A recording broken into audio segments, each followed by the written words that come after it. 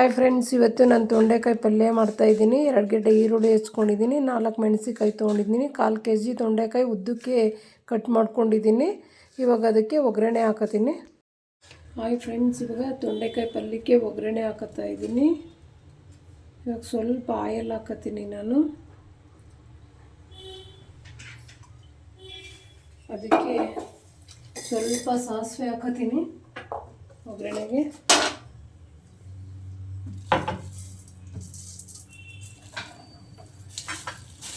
ಅದಕ್ಕೆ ಸ್ವಲ್ಪ ಕಡಲೆಬೇಳೆ ಹಾಕತ್ತೀನಿ.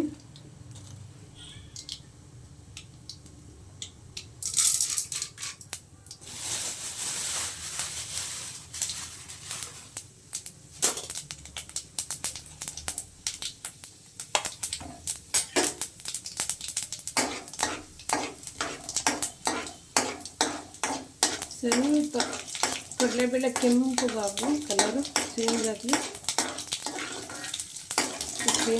ಅದಕ್ಕೆ ಈರುಳ್ಳಿ ಹಾಕತ್ತೀನಿ.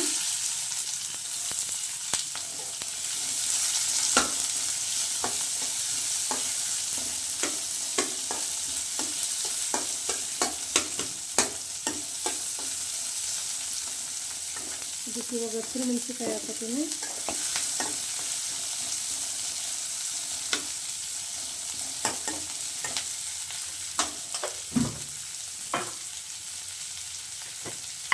ಅದಕ್ಕೆ ಸ್ವಲ್ಪ ಅರಿಶಿನ ಪುಡಿ ಹಾಕತ್ತೀನಿ. ಸ್ವಲ್ಪ ಈರುಳ್ಳಿ ಫ್ರೈ ಆಗಿರೋದಕ್ಕೆ ತೊಂಡೆಕಾಯಿ ಹಾಕತ್ತೀನಿ.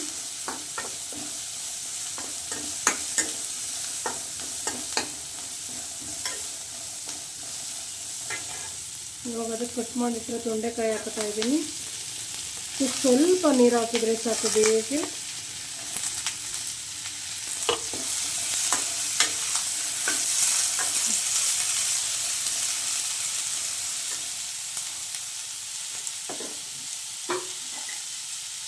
ಅದಕ್ಕೆ ಸ್ವಲ್ಪ ಸಾಲ್ಟ್ ಹಾಕ್ತೀನಿ.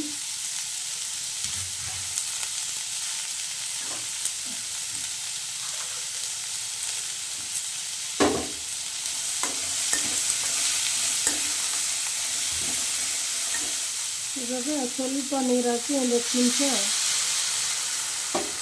ನೀರೇ ಬೇಯಿಸಿರ್ತೀನಿ. ಪಲ್ಯ ಬೆಂದಿದೆ. ಅದಕ್ಕೆ ಸಾಂಬಾರು ಸೊಪ್ಪು ಮತ್ತು ಸ್ವಲ್ಪ ತೆಂಗಿನಕಾಯಿ ಹಾಕ್ತಾ ಇದ್ದೀನಿ ನಾನು.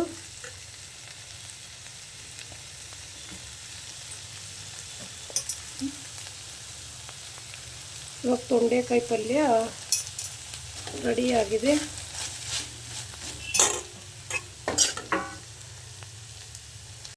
ತೊಂಡೆಕಾಯಿ ಪಲ್ಯ ಇವಾಗ ರೆಡಿಯಾಗಿದೆ.